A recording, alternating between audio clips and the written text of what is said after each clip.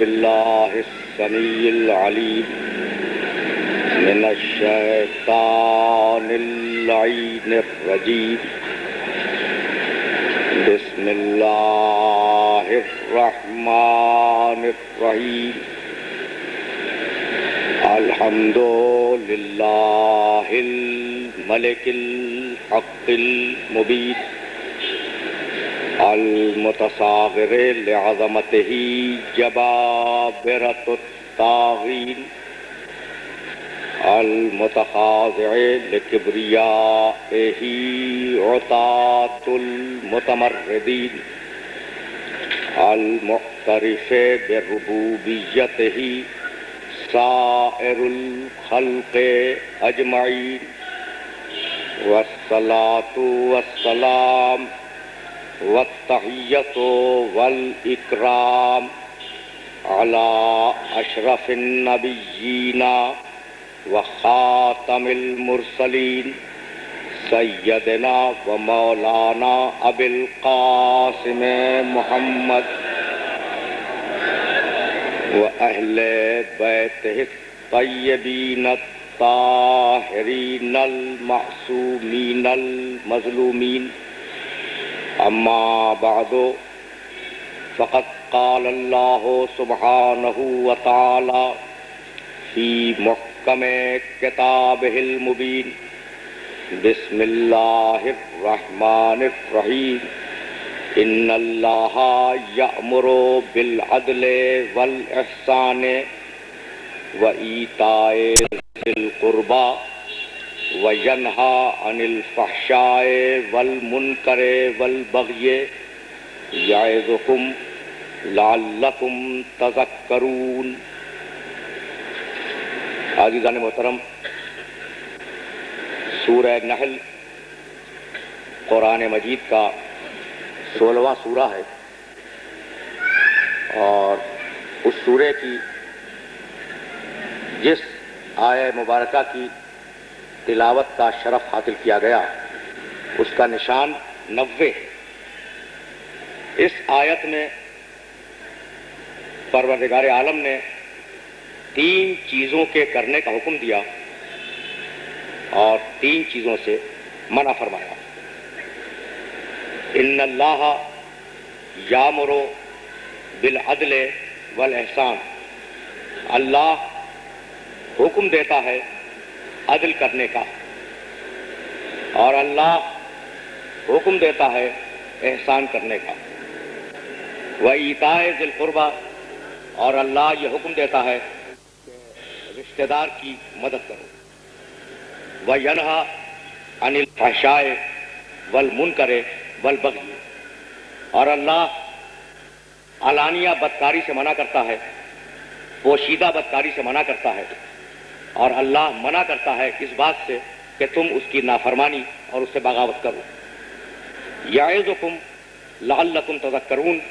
اللہ تمہیں نصیحت کرتا ہے، تمہیں واعظ کرتا ہے تاکہ تم اس کی وعظ و نصیحت سے اثر قبول کرو. تو پہلی شے جس کے کرنے کا پروردگار عالم نے حکم دیا وہ عدل ہے. ان اللہ یامر بالعدل. قرآن مجید کا اگر آپ مطالعہ فرمائیں تو اندازہ ہوگا کہ کس کس طریقے سے پروردگار عالم نے عدل پر زور دیا اور عدل پر گفتگو فرمائی. ارشاد کیا کہ اذا حکمتم بین الناس ان تحکموا بالعدل. دیکھو، جب تمہیں حکومت ملے اور لوگوں پر تم حکومت کرو تو خبردار ظلم سے حکومت نہ کرنا، عدل کے ساتھ حکومت کا قیام کرنا. کسی اور مقام پر ارشاد فرمایا کہ لا یجرمنکم شنآن قوم علی الا تعدلوا اعدلوا هو اقرب للتقوی. کہیں ایسا نہ ہو کہ کسی قوم کی دشمنی تمہیں راہ عدل سے ہٹا دے. اعدلوا هو اقرب للتقوی. عدل کرو، اس لیے کہ عدل ہی تقوی سے قریب ترین شے ہے. دنیا میں کوئی شے عدل سے زیادہ تقوی سے قریب نہیں. تو اب میں نے اختصار کو مد نظر رکھتے ہوئے کل 3 آیتیں پیش کی جن میں پروردگار نے یہ حکم دیا انسانوں کو کہ تم عدل کرو. ان اللہ یامر بالعدل، اللہ حکم دیتا ہے عدل کا. اذا حکمتم بین الناس ان تحکموا بالعدل، جب لوگوں میں حکومت کرو تو عدل کے ساتھ حکومت کرو. اعدلوا هو اقرب للتقوی، بھائی دیکھو اپنی زندگی کو عدل کے سانچے میں ڈھالو، اس لیے کہ عدل ہی تقوی سے قریب ہے. سوال اس منزل پر یہ پیدا ہوتا ہے کہ قرآن نے انسانوں کو حکم دیا کہ عدل کرو، لیکن کسی مقام پر قرآن مجید میں یہ نہیں ہے کہ اللہ عدل کرتا ہے، جبکہ ہونا یہ چاہیے تھا کہ پہلے اس بات کا اعلان ہو کہ پروردگار عدل کرتا ہے، لیکن پورے قرآن میں کسی مقام پہ یہ نہیں ہے. اس لیے کہ ایک اصول اور ایک کلیہ پروردگار قرآن میں دے چکا ہے، اور وہ اصول و کلیہ یہ ہے کہ اتأمرون الناس بالبر وتنسون انفسکم، یہ تمہیں کیا ہو گیا ہے. خطاب کیا پروردگار نے انسانوں سے، یہ تمہیں کیا ہو گیا ہے کہ تم دوسروں کو نیکی کرنے کا حکم دیتے ہو، وتنسون انفسکم، اور خود اپنے نفس کو بھولے ہوئے ہو اور نیکی نہیں کرتے. یعنی اصول یہ ہے کہ جب کسی بات کا حکم دیا جائے، کسی بات کے اوپر زور دیا جائے کہ یہ کرو، تو زور دینے والا اور حکم دینے والا پہلے اس بات پر خود عامل ہو. تو یہ ممکن نہیں ہے کہ پروردگار عالم پوری انسانیت کو عدل کرنے کا حکم دے اور خود عدل کے اوپر قائم نہ ہو اور عدل پر گامزن نہ ہو. اس لیے پروردگار نے اس موضوع پر گفتگو قرآن میں نہیں کی کہ وہ عادل ہے، لیکن مختلف مقامات پر آپ کو دلیل تضاد سے یہ بات واضح ہوگی کہ پروردگار کس طریقے سے عدل کرتا ہے. اب میں مثال دے دوں. میں نے کہا کہ یہ رات کا وقت ہے، اسے الٹ دے جملے کو، یعنی میں کہہ رہا ہوں کہ رات کا وقت ہے، اس جملے کو آپ الٹ دیں تو نتیجہ یہ نکلے گا الٹنے کے بعد کہ دن نہیں ہے. اس وقت لوگ بیٹھے ہوئے ہیں، میں نے جملہ کہا، اسے الٹ دیں کہ لوگ کھڑے ہوئے نہیں. تو کبھی ایسا ہوتا ہے کہ جملہ مثبت ہوتا ہے اور کبھی ایسا ہوتا ہے کہ وہی جملہ منفی ہوتا ہے. رات کا وقت ہے، یہ جملہ مثبت ہے. دن نہیں ہے، وہی بات ہے، یعنی رات کا وقت ہے جو میں نے مثبت کہا، اسی کو الٹ کے جب کہا تو کہا کہ دن نہیں ہے. تو اگر قرآن مجید کا مطالعہ کیا جائے تو پورے قرآن مجید میں بکثرت مقامات پر پروردگار نے اس موضوع پر گفتگو فرمائی ہے کہ ان اللہ لیس بظلام للعبید، اللہ بندوں پر ظلم کرنے والا نہیں ہے. تو جب اس نے یہ کہا کہ وہ ظلم کرنے والا نہیں ہے تو اسے اگر آپ الٹ دیں گے تو ریزلٹ یہی نکلے گا کہ وہ عادل ہے. اب ہم بہت آہستہ آہستہ اس سلسلہ فکر کو آگے بڑھائیں گے. یہ جو صفت عدل ہے پروردگار میں ویسے ہی ہے جیسے اور صفتیں ہیں. رحیم ہے، رحمان ہے، غفار ہے، متکبر ہے، جبار ہے. تو میں اپنے سارے محترم سننے والوں سے یہ سوال کرنا چاہوں گا کہ بھائی اللہ رحمان بھی ہے، رحیم بھی ہے، عادل بھی ہے، قہار بھی ہے، جبار بھی ہے، متکبر بھی ہے. 99 نام ہے اور 1000 صفتیں ہیں پروردگار کی. اول توحید، دوسرے عدل. آپ نے یہ کیوں نہیں کہا کہ اول توحید دوسرے رحمانیت، اول توحید دوسرے قہاریت؟ بھائی صفت بھی تو اللہ کی، عدل بھی تو اللہ کی ایک صفت ہے نا. جس طریقے سے رحمانیت اس کی صفت ہے، جس طریقے سے رحیمیت اس کی صفت ہے، جس طریقے سے جباریت اور قہاریت اس کی صفتیں ہیں، اسی طریقے سے عادل ہونا اس کی ایک صفت ہے. تو یہ کیا سبب ہے کہ آپ نے اصول دین میں توحید کے بعد اس کی صفت عدل کو رکھا، صفت رحمانیت، صفت رحیمیت، صفت جباریت اور صفت قہاریت وغیرہ کو نہیں رکھا؟ تو کوئی نہ کوئی سبب اس کا ہوگا. میں آج کی حد تک فقط اسی سبب کو آپ کی خدمت میں پیش کرنے کے لیے حاضر ہوا ہوں. لیکن قبل اس کے کہ ہم یہ غور کریں کہ اول توحید دوسرے عدل، اول توحید دوسرے رحمانیت کیوں نہیں، پہلے یہ طے کر لیں کہ عدل ہے کیا اور اس کے مقابلے پر ظلم کیا ہے. تو آپ یقین فرمائیے گا کہ تعرف الاشیاء بازدادها. دیکھیے علم کلام کی بڑی دقیق بحث ہے یہ عدل کی بحث، اور میں کوشش یہ کر رہا ہوں کہ آسان ترین لفظوں میں میرے نوجوانوں تک اور میرے دوستوں تک پہنچ جائے یہ بحث. تعرف الاشیاء بازدادها، چیز ہمیشہ اپنی ضد سے پہچانی جاتی ہے. اب اگر آپ عدل کو پہچاننا چاہتے ہیں تو ظلم کو پہچان لیں، عدل سمجھ میں آ جائے گا. ظلم کو پہچاننا چاہتے ہیں، عدل کو پہچان لیں، ظلم خود بخود سمجھ میں آ جائے گا. یعنی اگر ایک ضد سمجھ میں آ گئی تو دوسری ضد آٹومیٹیکلی اور خود بخود آپ کی سمجھ میں آ جائے گی. عدل اور ظلم، ان دونوں کے لیے دو لفظ لغت میں استعمال ہوئے. عدل وضع الشیء فی محلہ، ظلم وضع الشیء فی غیر محلہ. اب فرق کیا ہوا؟ عدل کے معنی ہے جس چیز کا جو پراپر مقام ہے اور جس چیز کے لیے جو چیز جس مقام کے لیے بنائی گئی ہے اس شے کو اس کے پراپر مقام پر اور اس کی جائز جگہ پر رکھ دیا جائے، یہ ہے عدل. تو وضع الشیء فی محلہ، کسی چیز کو اس کی جائز اور مناسب جگہ پہ رکھا جائے، یہ عدل ہے. اور کسی چیز کو اس کی جائز اور مناسب جگہ سے ہٹا کر کسی ایسی جگہ رکھ دیا جائے جو اس کے مناسب حال نہ ہو، تو یہ ظلم ہے. اب میں مزید اس کو آسان کر دوں. دیکھیے، ٹوپی بنائی گئی سر کے لیے اور نالین بنائے گئے پیروں کے لیے. عدل یہ ہے کہ ٹوپی سر پہ استعمال کی جائے اور عدل یہ ہے کہ نالین پاؤں میں استعمال کیے جائے. اگر ان کے مصرف کو بدل دیا جائے، ٹوپی پاؤں میں چلی جائے اور نالین سر پہ آ جائے، تو اسی کا نام ہے ظلم. تو ایک وہ تعریف ہے جو لغت نے کی، عدل کے معنی وضع الشیء فی محلہ، اور دوسری وہ تعریف ہے عدل کی جو شریعت نے کی. یعنی ایک لغت میں اس کی ڈیفینیشن ہے اور ایک اس کی ڈیفینیشن شریعت میں ہے. اب شریعت نے کیا کہا کہ بھئی عدل کیا ہے؟ اعطاء کل ذی حق حقہ، ہر صاحب حق کو اس کا حق دے دینا، یہ عدل ہے. اور بڑی عجیب و غریب بات ہے جو شریعت نے عدل کے سلسلے میں کہی. اعطاء کل ذی حق حقہ، ہر صاحب حق کو اس کا حق دے دینا، یہ ہے عدل. اچھا، اب میں اپنے سارے محترم سننے والوں سے اس مقام پر یہ سوال کرنا چاہوں گا کہ بھائی صاحب حق کو اس کا حق دے دو، یہی ہے عدل. اب میں آیا اور میں نے آپ سے اپنے حق کا مطالبہ کیا اور شے وہ مانگی جو میرا حق نہیں ہے، تو اگر آپ میرے اس مطالبے کو پورا کریں تو کیا یہ عدل ہوگا؟ یہ عدل نہیں ہوگا.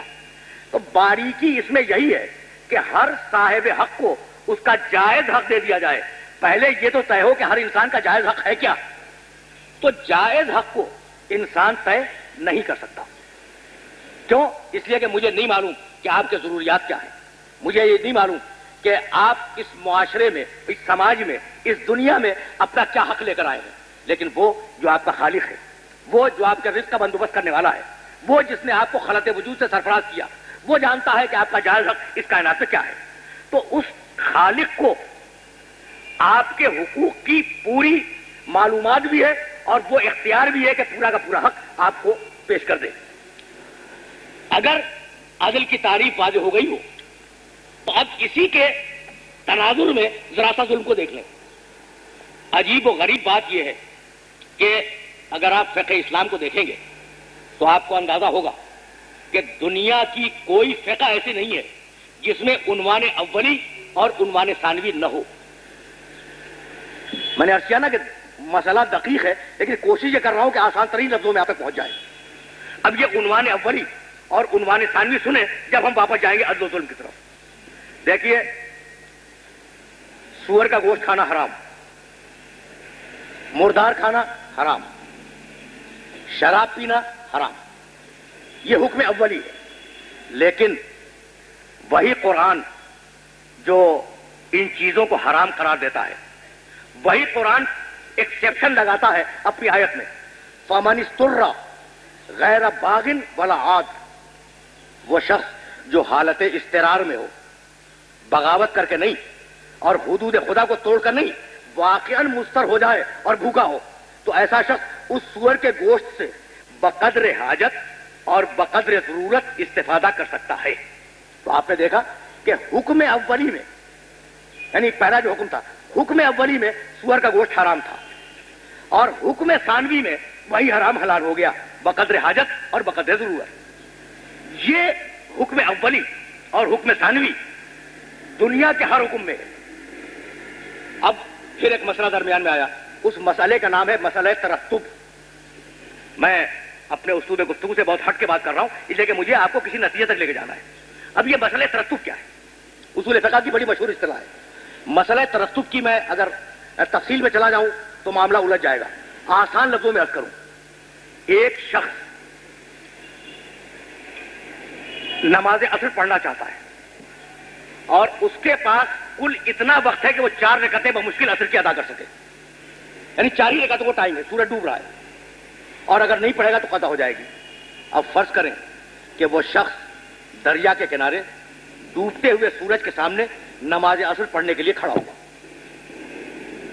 اتفاق سے اس کی نگاہ دریا پہ پڑی اور اس نے یہ دیکھا کہ ایک مسلمان ڈوب رہا ہے۔ اب اس کے سامنے مسئلہ یہ ہے، وہ بچا سکتا ہے اس مسلمان کو۔ مسئلہ اس کے ساتھ یہ ہے کہ اگر وہ نماز پڑھتا ہے تو مسلمان ڈوب جائے گا، اور ڈوبنے کے لیے اگر بچانے جاتا ہے تو نماز قضا ہو رہی ہے۔ تو ایسی صورت میں کیا کریں؟ اس مسئلے کو کہتے ہیں مسئلہ ترتب۔ ایک مثال میں نے اس کی پیش کی ہے۔ عزیزان محترم، بڑا کامن سینس کا مسئلہ ہے۔ دیکھیں، نماز سے زیادہ اہم دنیا میں کوئی شے نہیں ہے، اس لیے کہ قرآن مجید نے کہا اقیموا الصلاۃ ولا تکونوا من المشرکین، نماز قائم کرو اور مشرک مت بنو۔ اچھا، تو اب خدا کتنا ناراض ہوتا ہے نماز چھوڑنے والے سے؟ مشرک ہے اس کی نگاہ میں، نص ہے قرآن مجید کی۔ اب اگر وہ بچانے والے کو اس ڈوبنے والے کو بچانے جائے، نماز چھوٹ رہی ہے، اور اگر نماز پڑھ رہا ہے تو ڈوبنے والا ڈوب رہا ہے، کرے کیا؟ تو وہ نماز جو کسی صورت میں چھوڑی نہیں جا سکتی، یہی ہے عنوان اولی اور عنوان ثانوی۔ اور میں سمجھتا ہوں کہ اگر واضح ہو گیا تو میری محنت آج کی سوارت ہو جائے گی۔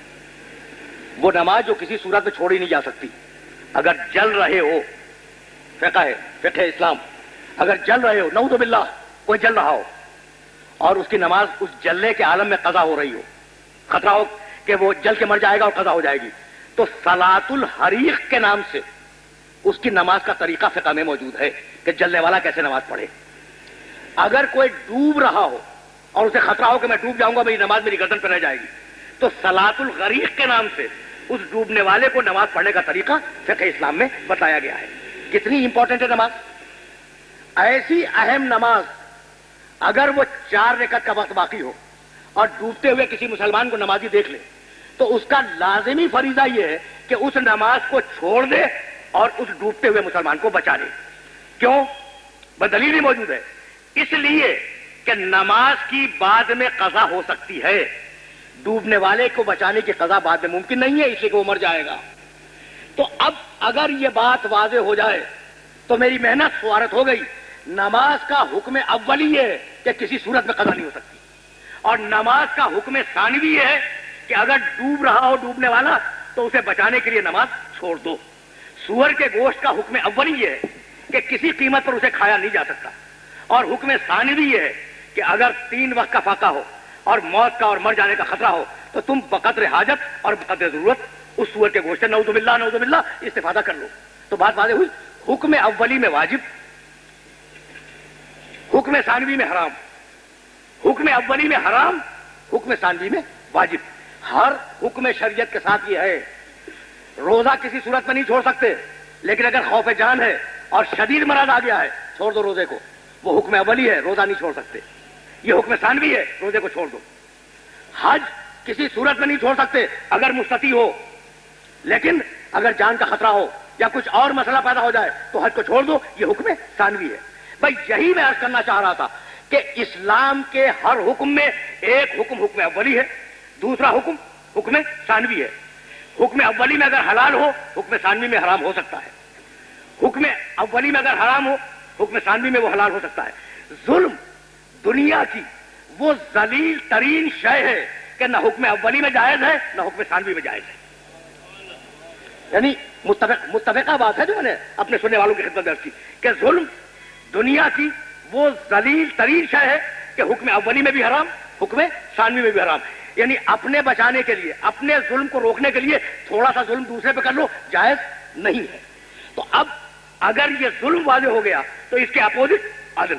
عدل کے معنی ہر وہ شے جس کو سمجھتے ہو کہ اس کا جائز مقام کیا ہے، اس شے کو اس کے جائز مقام پر رکھ دو۔ میں نے اب تک صرف ظلم اور عدل کی تعریف کی، اب مجھے اس سے آگے بڑھ جانا ہے۔ بھائی اگر آپ توجہ فرمائیں تو آپ کو اندازہ ہوگا کہ پروردگار نے اپنے ذاتی نام کے بعد جو صفت استعمال کی ہے وہ رحمانیت کی اور رحیمیت کی صفت ہے. اب اس جملے کو بھی سنتے جائیں تاکہ عدل تک جانے میں آسانی ہو جائے. دیکھیے قرآن کا آغاز ہے بسم اللہ الرحمن الرحیم سے. اب آپ کوئی بھی سورہ پہلا مان لیں, مثلا سورہ اقرا کہا جاتا ہے کہ پہلا سورہ ہے اور اس پر تقریباً اجماع ہے. تو سورہ اقرا کے پہلے بھی بسم اللہ الرحمن الرحیم ہے نا. اقرا باسم ربک الذی خلق, اس سے پہلے کیا ہے؟ بسم اللہ الرحمن الرحیم. اچھا, اب یہ جو بسم اللہ الرحمن الرحیم ہے اس میں 4 لفظ ہے. بسم اللہ رحمان رحیم, بے حرف جر ہے, اسم اللہ رحمان رحیم. تو اللہ اس کا ذاتی نام ہے, رحمان و رحیم اس پروردگار کی 2 صفتیں. میں نے کسی منزل فکر پر عرض کیا تھا کہ ہر انسان کا ایک ذاتی نام ہے اور ہر انسان کی ایک صفت ہے. اب میرا ذاتی نام طالب غوری ہے, خطابت میری صفت ہے. تو اسی طریقے سے اللہ اس کا ذاتی نام ہے اور رحمان و رحیم اس کی صفتیں ہیں. اگر اللہ اور رحمان و رحیم سمجھ میں آ گئے تو عدل تک جانے میں بڑی آسانی ہو جائے گی. آپ کہتے ہیں رحمان صاحب, نام رکھتے ہیں لوگوں کا, رحیم صاحب لوگوں کے نام ہوتے ہیں. اچھا, کبھی آپ نے اللہ صاحب سنا؟ اللہ صاحب نہیں سنا ہوگا. اچھا کیوں؟ رؤوف صاحب سننے میں آتا ہے, رحمان صاحب سننے میں آتا ہے, رحیم صاحب یہ بھی سننے میں آتا ہے. تو سبب کیا ہے؟ سبب یہ ہے کہ رحمان کا ایک مفہوم ہے. رحمان وہ جو دنیا میں بندوں کی احتیاجات کو پورا کرے. اچھا, تو بہت سے لوگ ہیں جو اپنے اپنے ظرف کے مطابق اور اپنی اپنی حیثیت کے مطابق انہی بندوں میں بندوں کی احتیاجات کو پورا کر رہے ہیں. تو بقدر ظرف صفت رحمانیت ان میں بھی آئی. بہت عجیب و غریب بات ہے جو آپ کی خدمت کر رہا ہوں. بقدر ظرف رحمت تو آپ میں بھی ہے نا, شفقت رحمت آپ میں پائی جاتی ہے. بقدر ظرف رافت, اولاد سے محبت کرنا, اولاد سے شفقت کا سلوک کرنا آپ میں بھی پائی جاتی ہے. تو رؤوف آپ بھی ہیں بقدر ظرف. بقدر ظرف رحیم اور رحمان آپ بھی ہیں. اچھا, اب آپ نے کبھی غصہ دکھلایا تو بقدر ظرف قہاریت آپ میں بھی پائی جاتی ہے. آپ کے پاس اقتدار ہے اور آپ نے صحیح طریقے سے حدود الہی کو نافذ کر دیا, جباریت ذرا سی بقدر ظرف آپ میں بھی پائی جاتی ہے. تو تھوڑی تھوڑی صفتیں بقدر ظرف اور بقدر صلاحیت ہر انسان میں پائی جاتی ہیں. اس لیے کہ پیغمبر اکرم کی ایک روایت بھی ہے کہ تخلقوا باخلاق اللہ, اخلاق جو اللہ کے ہیں ان اخلاق کو اپنے اندر پیدا کرو. صفت جباریت, صفت رحمانیت, صفت رحیمیت, صفت قہاریت, بقدر ظرف, یہ سارے اخلاق تمہارے اندر ہونے چاہیے اور ان کا برمحل استعمال کرو. اچھا, تو اب رحمان صاحب آپ کو مل جائیں گے, رحیم صاحب آپ کو مل جائیں گے, رؤوف صاحب بھی آپ کو مل جائیں گے, اللہ صاحب نہیں ملیں گے. بھائی کیوں نہیں ملیں گے؟ اس لیے نہیں ملیں گے کہ اللہ کے معنی ہے مستجمع لجمیع صفات الکمال. اللہ اس ذات کو کہتے ہیں جس میں کائنات کی ساری خوبیاں اور سارے کمالات ایک وقت میں جمع ہو جائیں. تو ایک وقت میں رحمانیت تو کسی میں تھوڑی سی ہو سکتی ہے, رحیمیت تھوڑی سی ہو سکتی ہے, رافت اور قہاریت تھوڑی تھوڑی کسی میں ہو سکتی ہیں, لیکن الوہیت سارے صفات کمال ایک وقت میں جمع ہو جائیں یہ ممکن نہیں ہے. جب ممکن نہیں ہے تو اسی لیے اللہ اس کا اس میں علم اور اس میں ذات ہے, کسی اور کے لیے یہ استعمال نہیں ہوتا. جب یہ اس میں علم اور اس میں ذات واضح ہو گیا تو اب اس میں ذات کے بعد, اپنے ذاتی نام کے بعد جس صفت کا پروردگار نے اظہار کیا ہے وہ ہے رحمانیت اور رحیمیت. بہت توجہ رکھیے گا, اس لیے کہ کسی منزل فکر تک جانا ہے اور وہی عدل اسٹیبلش ہوگا. یہ ساری تمہید ہے اور عدل کے لیے فقط ایک ہی جملہ عرض کروں گا اور اس کے بعد گفتگو تمام ہو جائے گی. تو اس نے یہ نہیں کہا کہ بسم اللہ الخالق الرازق, شروع کرتا ہوں میں اللہ کے نام سے جو خالق بھی ہے رازق بھی ہے, حالانکہ خلاقیت بڑی صفت ہے, رازقیت بڑی صفت ہے. بسم اللہ القہار جبار, قہاریت بھی بڑی صفت ہے, جباریت بھی بڑی صفت ہے. نہیں, بسم اللہ الرحمن الرحیم, یعنی بندوں سے پروردگار کا جو رشتہ ہے وہ جباریت کا رشتہ نہیں ہے. اس بات کو پوری طرح محسوس کریں جس بات کو میں آپ کی خدمت میں عرض کر رہا ہوں. بندوں سے پروردگار کا رشتہ قہر کا رشتہ نہیں ہے, غضب کا رشتہ نہیں ہے, فقط سزا دے دینے کا رشتہ نہیں ہے, بلکہ پروردگار کا جو رشتہ بندوں کے ساتھ استوار ہوتا ہے وہ ہے رحمانیت اور رحیمیت کا رشتہ.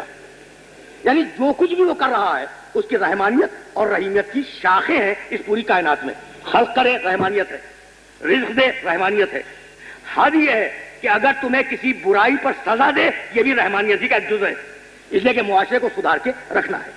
اب اگر رحمانیت اس کی سمجھ میں آ گئی تو اس نے اپنی صفت رحمانیت کے اظہار کے لیے اس کائنات کو خلق کیا، اور اس کائنات میں پروردگار نے انسانوں کو مکلف بنایا۔ اب میں آ گیا اس مرحلے تک جہاں اپنے سننے والوں کو لے کے آنا چاہ رہا تھا۔ پوری کائنات میں، اب یہ اتنی بڑی وسیع کائنات ہے اور مجھے نہیں معلوم کہ مکلف کہیں اور بستے ہیں یا نہیں بستے، لیکن میں اتنا جانتا ہوں کہ تکلیف شرعی قرآن مجید کی روشنی میں فقط دو مخلوقات تھے۔ وما، سورہ ذاریات 51واں سورہ قرآن مجید کا، وما خلقت الجن والانس الا لیعبدون، میں نے جنوں کو اور انسانوں کو فقط اور فقط اس لیے پیدا کیا ہے کہ وہ فقط میری عبادت کریں۔ اس میں جن ہیں اور انسان ہیں۔ اب جن وہ مخلوق جسے ہم جانتے ہی نہیں، اس پہ بھی ہماری گفتگو نہیں ہوگی، تو اب لے دے کر ہمارے پاس بچے انسان۔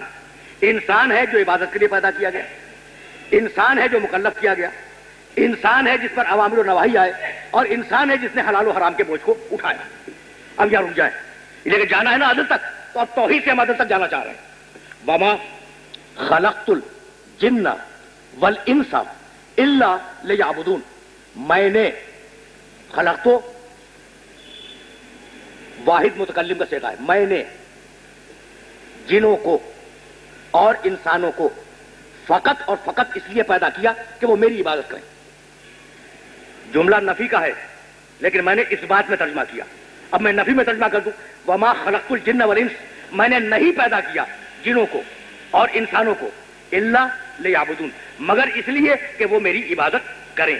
میں نے نہیں پیدا کیا مگر اس لیے کہ وہ میری عبادت کریں۔ اچھا، کبھی آپ نے غور کیا یہ عبادت کیا ہے نا، کہ میں نے پیدا کیا جنوں انس کو اس لیے کہ وہ میری عبادت کریں، ہماری نہیں۔ یہی وہ منزل فکر ہے جہاں روک رہا ہوں کہ توحید سے عدل تک جانا ہے۔ بھائی دیکھیے، 1000 مقامات ہیں قرآن میں، 1000 میں نے محاورتاً کہا ہے، 1000 مقامات ہیں قرآن میں۔ اب ایک دو آیتیں میں پڑھ دوں، سورہ مومنون 23واں سورہ قرآن مجید کا، لقد خلقنا الانسان من سلالۃ من طین ثم جعلناہ نطفۃ فی قرار مکین۔ اس کے بعد مسلسل ہے خلقنا۔ اچھا، مطلب کیا ہوا؟ ہم نے، میں نے نہیں، ہم نے انسان کو خلق کیا مٹی کے جوہر سے، پھر ہم نے، میں نے نہیں، ہم نے اس انسان کے جوہر کو ایک معین جگہ پر اور بطن مادر میں رکھ دیا، پھر ہم نے اس جوہر کو بطن مادر میں رکھنے کے بعد نطفے کو لوسڑا بنایا، جمع ہوا خون بنایا، پھر ہم نے اس میں ہڈیاں اگائیں، پھر ہم نے اس پر گوشت چڑھایا، ثم انشأناہ خلقا آخر، اور پھر ہم نے اسے ایک نئی مخلوق بنا دیا۔ ہم نے، یعنی بڑی عجیب و غریب بات ہے ایک، بھائی دیکھیے، میں ایک، ہم بہت سے۔ اگر میں کہوں میں بیٹھا ہوا ہوں تو اشارہ فقط میری طرف ہوگا، اور اگر میں کہوں کہ ہم بیٹھے ہوئے ہیں تو اشارہ سب کی طرف ہوگا۔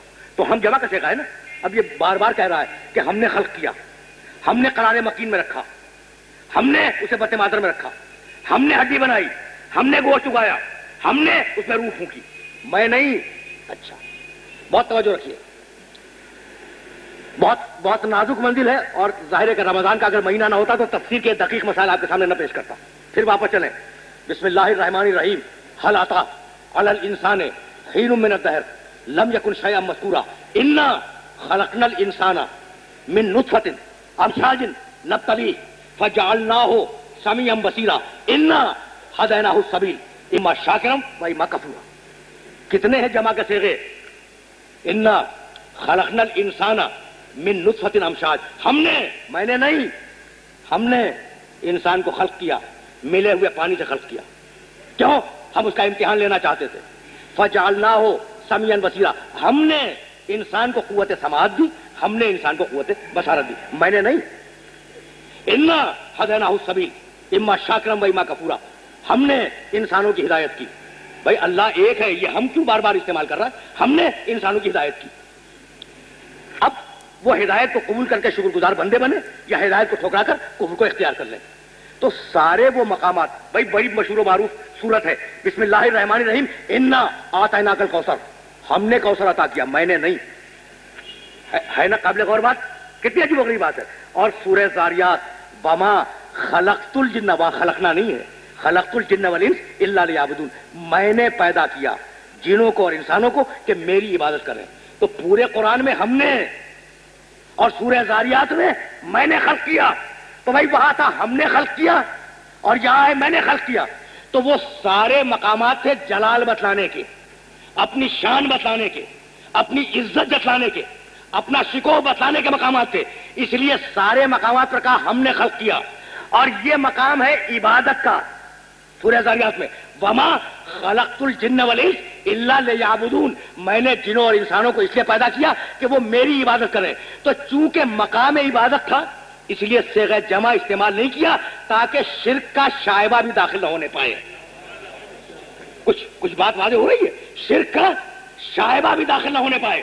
تو وما خلقت الجن والانس الا لیعبدون، میں نے جنوں کو اور انسانوں کو اس لیے پیدا کیا کہ وہ فقط اور فقط میری عبادت کریں، کسی اور کی عبادت نہ کریں. تھی منزلیں جن سے میں گزر گیا، لیکن سرسری طور پہ جملہ سنتے جائیں، سرسری طور پر. انا یعنی اپنے موضوع سے ہٹ کے عرض کر رہا ہوں، یہ جمع کا صیغہ تو درمیان میں آ گیا نا. انا نحن نزلنا الذکر وانا لہ لحافظون، عجیب غریب آیت ہے. ہم نے، یہاں بھی ہم نے قرآن مجید کو اتارا ہے، وانا لہ لحافظون، اور فقط ہم ہی اس کی حفاظت کریں گے قیامت تک. کسی کی مجال نہیں ہے کہ اس کتاب کو توڑ پھوڑ سکے، کسی کی مجال نہیں ہے کہ کتاب میں لفظ ڈال دے، کسی کی مجال نہیں ہے کہ کتاب سے کسی لفظ کو کھینچ لے، کیونکہ ہم نے وعدہ کیا ہے حفاظت کا. تو ہم ہے نا، انا آتیناک الکوثر، ہم نے کوثر عطا کیا ہے، ہم ہے.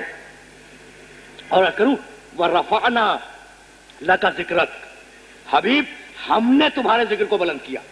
تو وہاں تھا میں نے، اس لیے میں نے تھا کہ وہاں گفتگو تھی عبادت پر، کہیں ایسا نہ ہو کہ شائب شرک آ جائے، اس لیے فقط وہاں میں نے کا لفظ استعمال ہوا. اچھا تو اب یہ ہم کیوں استعمال کرتا ہے؟ بہت قابل غور بات ہے. یہ ہم کیوں استعمال کر رہا ہے؟ فقط شان جتلانے کے لیے. تو خدا کی شان سے بعید ہے کہ وہ فقط شان جتلانے کے لیے ہم استعمال کریں. کوئی اور راز ہے تو راز عرض کروں بھائی، بہت توجہ رہے.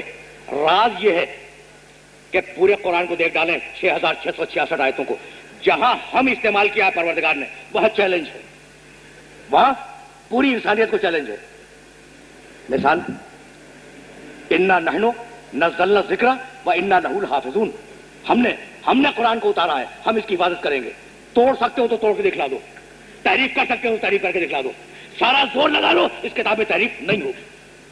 تو جہاں چیلنج کرتا ہے اس مقام پر ہم کہتا ہے. تو اب یہ تین ہی چیلنج تو میں نے بربنائے مثال آپ کی خدمت میں پیش کی ہے.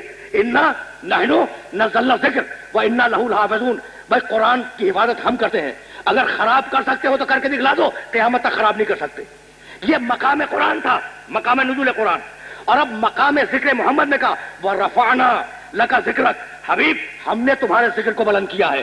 کوئی تمہارے ذکر کو پست نہیں کر سکتا، کوئی تمہارے ذکر کو نیچا نہیں کر سکتا. ہم نے تمہارے ذکر کو اتنا بلند کر دیا ہے کہ اگر اذان میں ہماری توحید کی گواہی ہو تو اذان میں تمہاری رسالت کی گواہی بھی ہو. اور اگر کلمے میں ہماری توحید ہو تو کلمے میں تمہاری رسالت بھی ہو. اگر تشہد میں ہماری توحید کا اعلان ہو تو تشہد میں تمہاری رسالت کا بھی اعلان ہو. یہ چیلنج کہ کوئی اگر مقام محمد کو نعوذ باللہ گرا سکتا ہو تو گرا کے دکھلا دے. اور وہ چیلنج تھا نزول قرآن کا چیلنج کہ ہم حفاظت کر رہے ہیں قرآن کی. کوئی اگر اس کی تحریف کر سکتا ہو تو کر کے دکھلا دے، نہیں کر سکتا. اور اب تیسرا چیلنج کیا انا اعطیناک الکوثر، حبیب ہم نے تجھے کثرت نسل دے دی، اب ساری دنیا کی طاقتیں لگ جائیں تیری نسل کو دھچکا نہیں پہنچ سکتا، تیرے دشمن تباہ و برباد ہو جائیں گے لیکن تیری نسل قیامت تک محفوظ رہے گی. تو یہ چیلنج تھا پوری انسانیت کو جہاں ہم سے خطاب کیا. اور وہ مقام عبادت تھا جہاں میں سے آواز دی وما خلقت الجن والانس الا لیعبدون، میں نے جنوں کو اور انسانوں کو اس لیے پیدا کیا کہ وہ فقط اور فقط میری عبادت کریں. تو کائنات بنی انسان کی عبادت کے لیے، یعنی بہت آسان لفظوں میں کہنا چاہتا ہوں، کائنات بنی حلال کے لیے حرام کے لیے، کائنات بنی امر کے لیے نہیں کے لیے، کائنات بنی خبیث کے لیے طیب کے لیے. اب میں عدل تک پہنچ گیا اور میں نے عرض کیا نا کہ میں عدل کے سلسلے میں فقط 2 ہی لفظ کہوں گا، اس سے زیادہ مجھے کہنا بھی نہیں ہے. اب میں پوچھنا چاہ رہا ہوں، پھر واپس جا رہا ہوں اس سوال کی طرف کہ بھئی توحید کے بعد بہت صفتیں تھے خدا کی، آپ نے یہ عدل ہی کیوں رکھا؟ رکھ دیتے تو اول توحید دوسرے رحمانیت، اول توحید دوسرے رحیمیت، اول توحید دوسرے قہاریت، مثلا نہیں رکھا نا، آپ نے عدل کو رکھا. تو عدل وہ واحد صفت ہے. بھائی بہت توجہ رہے، اللہ کبھی رحمانیت کرتا ہے، کبھی رحیمیت کرتا ہے، کبھی قہاریت کرتا ہے، کبھی جباریت کرتا ہے. جب وہ جبار ہوتا ہے تو رحمانیت نہیں کرتا، جب وہ رحمانیت کرتا ہے تو جبار نہیں ہوتا، جب وہ رحیمیت کرتا ہے تو قہار نہیں ہے، جب وہ قہاریت کرتا ہے تو رحیم نہیں ہے. لیکن چاہے وہ جبار ہو، چاہے وہ قہار ہو، چاہے وہ رحمان ہو، چاہے وہ رحیم ہو، ہر صفت میں عدل ضرور کرتا ہے. کچھ یہ بات واضح ہوئی یا نہیں ہوئی کہ ہر صفت میں، اپنی ہر صفت میں رحمانیت میں بھی عدل کرے گا، رحیمیت میں بھی عدل کرے گا، قہاریت میں یعنی زیادہ قہر کر دے نہیں، عدل کے ساتھ قہاریت کرے گا، جباریت زیادہ جبر کر دے نہیں، عدل کے ساتھ کرے گا. اچھا تو عدل کی اب کیا ضرورت ہے اصول دین میں؟ بھائی میں نے بات بتانا کہ اول توحید دوسرے عدل، اس عدل کی ضرورت میں واضح کر چکا کہ دوسری صفت کیوں نہیں آئی، اس صفت کو کیوں رکھا. اب میں پوچھتا ہوں ضرورت ہی کیا تھی کہ توحید کے بعد عدل کی صفت کو رکھا جائے؟ بھائی جب مان لیا کہ وہ ایک ہے تو وہ عدل بھی کرتا ہوگا اور یقیناً کر رہا ہوگا. یہ کہنے کی کیا ضرورت ہے کہ اول توحید دوسرے عدل؟ تو عزیزو اس کی واقعا ضرورت تھی، اور وہ عجیب و غریب ضرورت ہے جسے قرآن مجید میں قصہ آدم و ابلیس میں نقل کیا گیا ہے. بھائی سوال تو واضح ہو گیا نا کہ جب ہم نے کہہ دیا کہ وہ ایک ہے اور ساری صفتیں اس میں پائی جاتی ہیں، توحید مان لی، تو اب عدل کو الگ سے ماننے کی کیا ضرورت ہے؟ عرض کروں، اس سے کہا گیا سجدہ کر، سجدہ کر. آدم کا پتلا بنا اور جب بن گیا تو سارے ملائکہ سے کہا گیا، ابلیس شامل تھا، کہا گیا سجدہ کرو.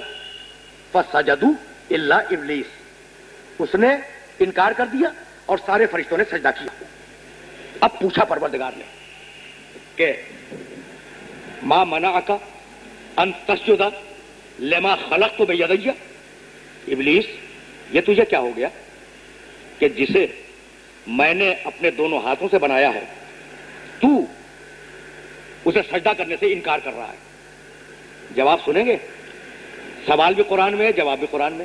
کہنے لگا پروردگار بات یہ ہے کہ تو نے اس آدم کو مٹی سے بنایا اور تو نے مجھے بنایا آگ سے. آگ افضل ہے مٹی سے، تو افضل کے ہوتے ہوئے تو نے کمتر کو سجدہ کروا دیا، اسے خلافت بھی دے دی، انی جاعل فی الارض خلیفہ. تو میں اسے چونکہ افضل ہوں، اسے نہ خلیفہ تسلیم کروں گا اور نہ اسے سجدہ کروں گا. یہ ہے مکالمہ، ڈائیلاگ جو قرآن میں ہے.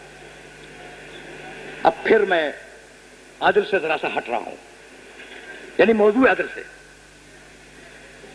تاکہ میرے سننے والوں کے پاس ایک دلیل آ جائے. بھائی خدا نے کیا کہا؟ ما منعک ان تسجد لما خلقت بیدی.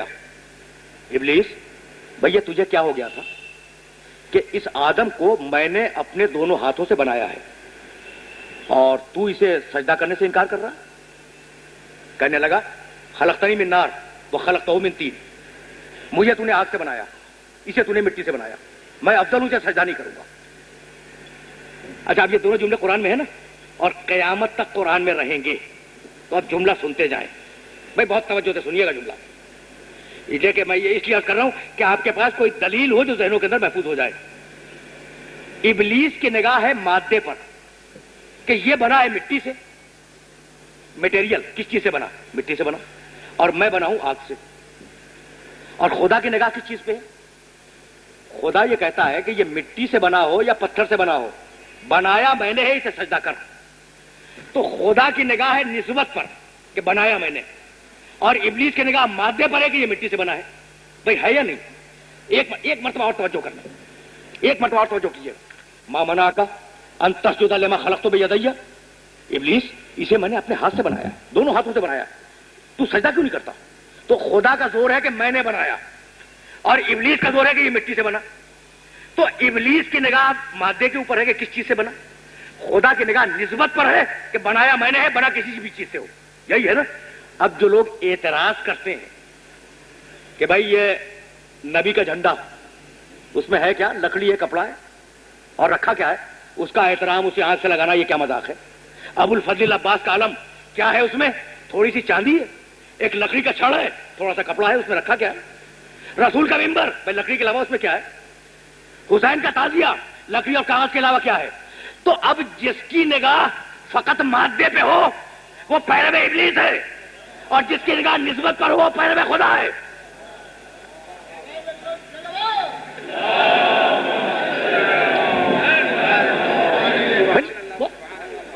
بہت ہی واضح اور بہت کلیئر کٹ بات، ماں منا کا انتشدہ لما خلق تو بے یدیا، بھائی تو سجدہ کیوں نہیں کرتا؟ کہا پروردگار تو نے مجھے آگ سے بنایا، اس کو مٹی سے بنایا، میں نہیں سجدہ نہیں کروں گا۔ اچھا تو میں انا خیر منہ، میں اس سے افضل ہوں۔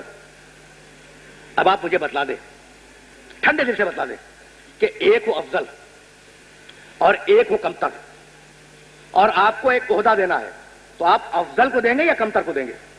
ظاہر ہے کہ افضل کو دیں گے، بہت سیدھی بات ہے۔ ابلیس کا چارج کیا، الزام کیا ہے اللہ پر کہ افضل کے ہوتے ہوئے کمتر کو دے دیا؟ تو عادل نہیں سمجھتا نا، توحید کو مان رہا ہے، عدل کا انکار کر رہا ہے۔ اس لیے ہم نے توحید کے بعد عدل رکھا کہ ہمارا عقیدہ ابلیس نہ بننے پائے۔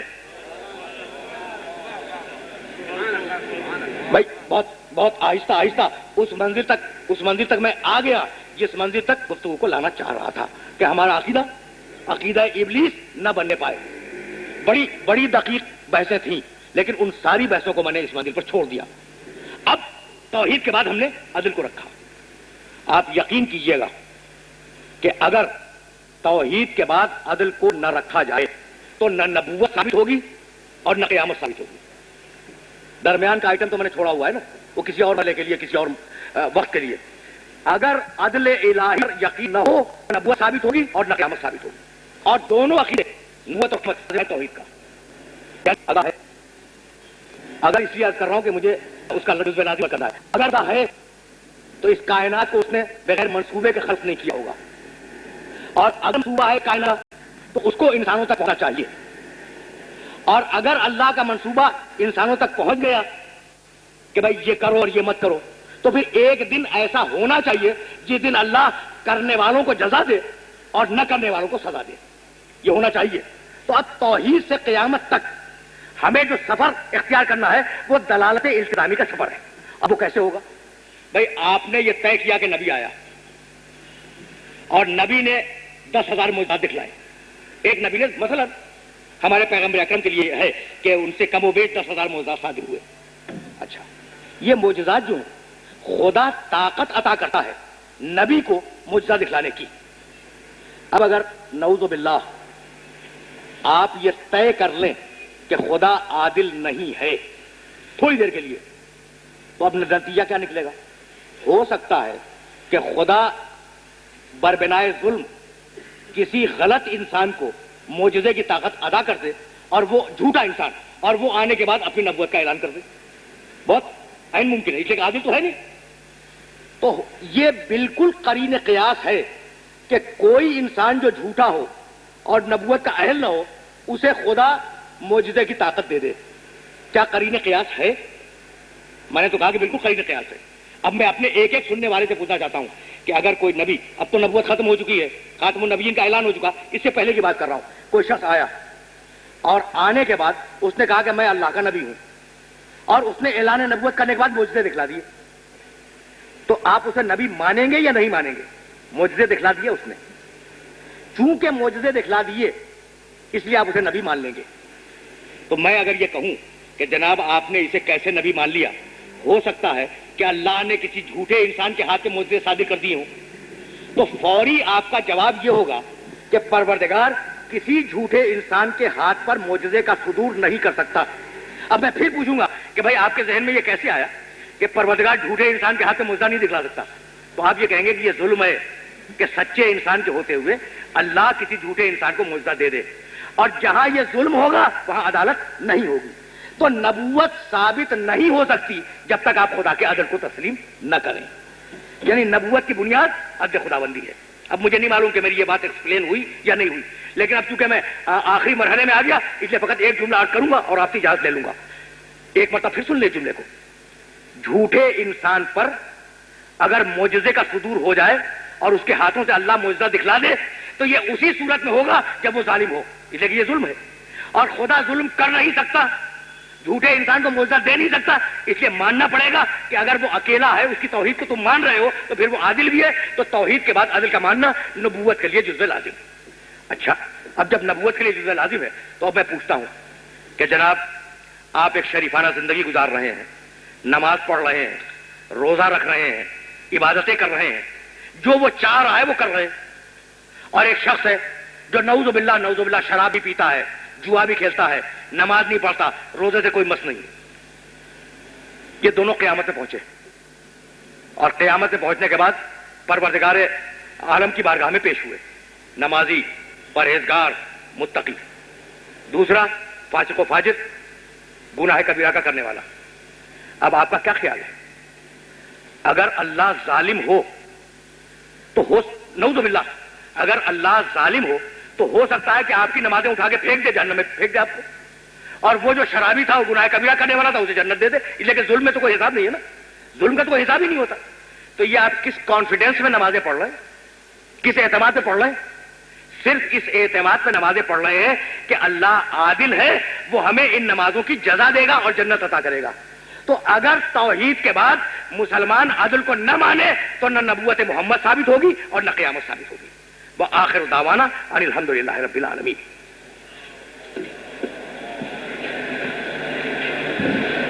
اب اس سلسلے میں اگر آپ حضرات کے ذہن میں کوئی بات ہو تو میں آپ کی خدمت میں حاضر ہوں.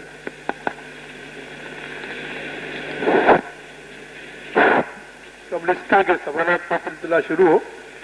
میں کھوجا جماعت کی جانب سے علامہ طالب جوہری صاحب کا شکریہ ادا کرتا ہوں کہ انہوں نے ہمیں یہ موقع دیا کہ آج ہم ان کو سن سکیں. یہ ان کی شفقتیں اور محبتیں ہیں کہ پچھلے سال بھی انہوں نے اس مجلس کو رونق بخشی تھی اور اس سال بھی انہوں نے ہماری اس التجا کو قبول فرمایا. اللہ تعالیٰ ان کو صحت اور طول عمر عطا کرے. میں موقع کا فائدہ اٹھاتے ہوئے جماعت کی جانب سے یہ جو ہماری پبلیکیشن ہے جماعت نیوز 4 جو آج شائع ہو رہی ہے، اس کی پہلی کاپی جناب علامہ طالب جوہری صاحب کی خدمت میں پیش کر کے اس کو فارمل ڈسٹریبیوشن کا آغاز کرتا ہوں. یہ بھی ہمارے لیے عزت کی بات ہے کہ ہم حضرت علامہ کو یہ پہلی کاپی پیش کر رہے ہیں. بقیہ کاپی اگلے 3-4 روز میں کوشش کی جائے گی کہ کھوجا جماعت کے ممبران کے گھر پہنچ جائے اور اس کے لیے ہم ڈاک، کوریئر یا ہمارے والنٹرز کی خدمات کو بروئے کار لا رہے ہیں. اور اس کے بعد اگر یہ پہنچ نہ پائے تو آپ حضرات جماعت کے دفتر سے یا یہاں سے یہ کاپی حاصل کر سکتے ہیں. اس کی 1990 کے لیے رجسٹریشن 4 ایشو کی 20 روپے ہیں، جس کا فارم اس کے اندر ہے، وہ بھر لیں گے تو یہ لازماً ہو جائے گا کہ اگلے ایشو سارے آپ کے گھر تک جو ہر 3 مہینے پہ نکلتی ہے پہنچ جائے گی. دیگر گزارش یہ ہے کہ پروگرام کے بعد یہاں سے بس کا انتظام ہے سولجر بازار کے لیے، اور جو نیاز کا انتظام ہے وہ آپ کی کرسی پہ پہنچے گی. پچھلے ایک آدھ پروگرام میں کچھ اس میں تھوڑی سی مس مینجمنٹ ہوئی تھی جس کے لیے ہم معذرت خواہ ہیں. آج کے بعد یہ آج 10واں پروگرام ہے اور اگلے 5 پروگرام جو ہے وہ کافی اہمیت کے ہیں. اس میں کل ڈاکٹر علی سرور صاحب جو کہ شعبہ معاشیات کے سربراہ ہیں کراچی یونیورسٹی کے، وہ خطاب فرمائیں گے. اس کے بعد بدھ کے دن ڈاکٹر پنجوانی حکومت عدل علی پہ تقریر کریں گے. جمعرات کے دن یہاں پر پروفیسر محمد حسن صاحب نے خطاب کرنا ہے. اس کے ساتھ یہاں ایران سے جو حجت الاسلام آیت اللہ جنتی صاحب کا نمائندے یہاں تشریف لائے ہیں، صدروی صاحب، وہ تشریف لائیں گے. اور جمعے کے دن یہاں پر حضرت مولانا فیروز حیدر آبدی صاحب طاغوت کی سازشیں اور اس کے تدارک کے عنوان پر اپنی دوسری تقریر عرض کریں گے. اس طرح یہ سلسلہ جو ہے وہ पहला मरहला पूरा होगा और इसके बाद दूसरे मरहले में अमाल के बाद ये प्रोग्राम होंगे। आप लोगों ने जो इस प्रोग्राम को रौनक बख्शी, इसके लिए मैं शुक्रिया अदा करता हूँ। इस सिलसिले में पहले भी हमने गुजारिश की थी कि कुछ आप लोग हमारा ताउन फरमाएं तो इसके अखराजात को हम बर्दाश्त करने में कुछ आगे बढ़ सकें। पिछले साल भी आप लोगों ने ताउन किया था। इस गुजारिश के साथ मैं मौलाना साहब की खिदमत में ये जमात न्यूज़ का चौथा इशू पेश करता हूँ और बाद में सवालात का सिलसिला होगा। किबला, सबसे पहले यहाँ से एक सवाल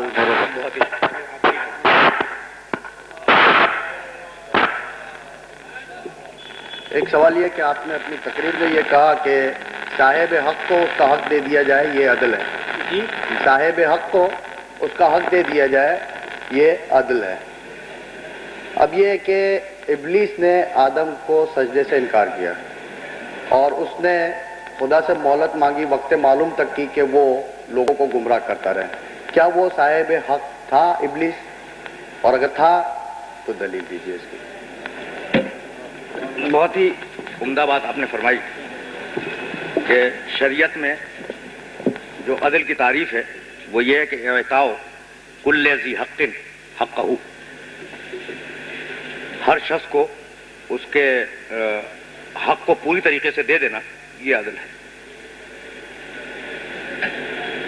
बात बहुत लंबी हो जाएगी, लेकिन यह कि मैं उसको बहुत ही मुख्तसर आपकी खिदमत में अर्ज कर रहा हूँ। पहले आप ये तय करें अपने मकाम पर कि ये दुनिया जो है वो आलम तकलीफ है। आलम तकलीफ का मतलब यह कि ये दारुल इम्तिहान है और क़यामत के दिन जो यौमुद्दीन है उस दिन सज़ा और जज़ा होगी।